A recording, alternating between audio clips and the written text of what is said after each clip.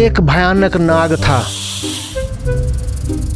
और वो गया और एक कुएं में उसने अपना जहर उड़ेल दिया और इतना जहर था उस नाग के पास कि उस कुएं से पानी पी के गांव के 1000 लोग।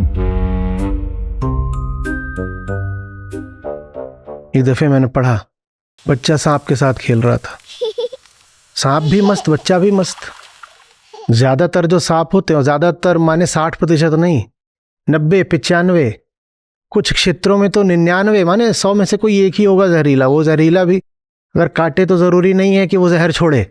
सांप को भी जहर बनाने में आंतरिक शारीरिक मेहनत लगती है, तो कई बार उस डराने के लिए ऐसे कर देगा, आपके हो सकता है दांत भी लग जाए तो भी उसने जहर छोड़ा ही ना हो। अगर जहरीला हो तो भी, पहली बात तो 100 में से एक सांप जहरीला होगा। तो सांप अपना मस्त है, बच्चे के साथ खेल रहा है, बच्चा मस्त है, सांप के साथ खेल रहा है। माँ आई, बरसात का मौसम था, सांप ज्यादा निकलते हैं।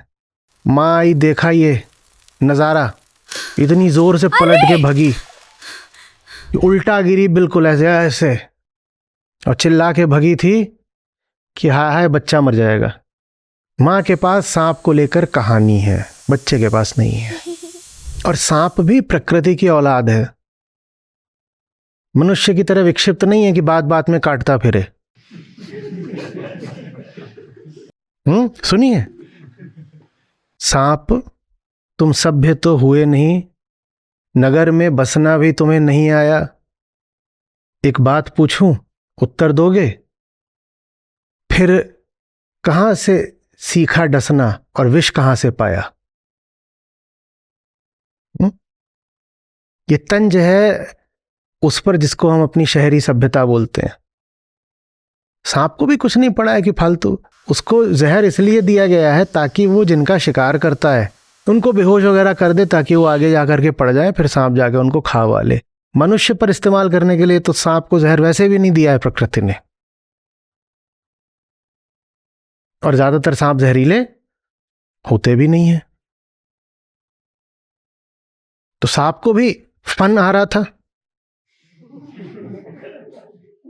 बच्चे के साथ खेलने में, उसको भी मौके कम मिलते हैं, वो भी इधर उधर कर रहा है, आगे पीछे डोल रहा है, कुंडली मार रहा है, कभी खड़ा हो जा रहा है, कभी लेट रहा है। बच्चा भी उसको उठा के कभी माला की तरह गले में पहन रहा है, कभी उसको ऐसे दबा रहा है, कुछ कर रहा है।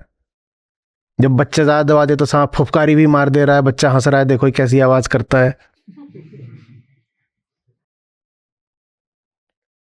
तथ्य ये है कि कोई प्रकट संकट है नहीं, कोई आसन्न स्थिति पैदा नहीं हो गई है,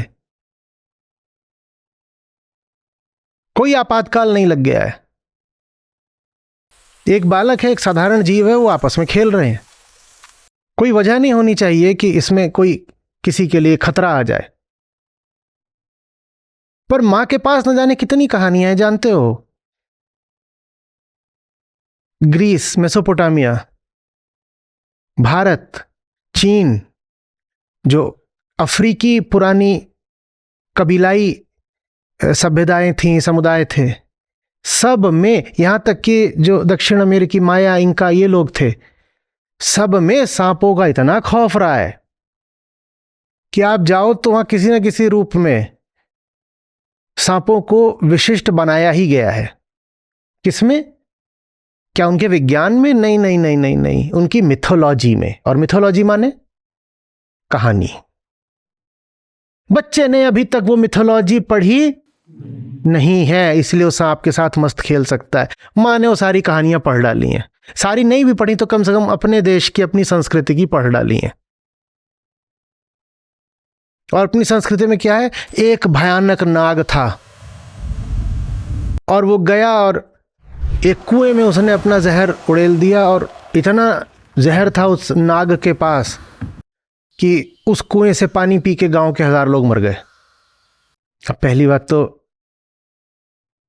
सारे सांप जहरीले होते नहीं हैं, और दूसरी बात जहर भी 2 तरह के होते हैं।